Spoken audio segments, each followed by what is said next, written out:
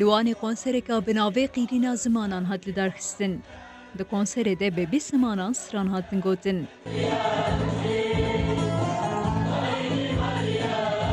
Di konserê de kuşaliyê Komeliya Huner û Çandeya Enqereyê hat li darxistin ji bo dinyayê peyamên aştî û biratiyê hatin dayîn. Di Koreya konserê de Kürt, Türk, Ereb, Azerî, Fariz, Gürcî, Ermenî û Efgan tev bihevrenin.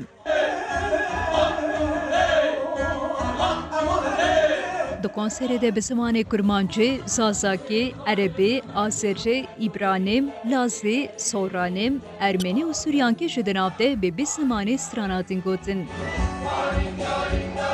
Rêvebirên Komeleyê diyar kirin ku her sal em ê qoroya xwe berfirehtir bikin.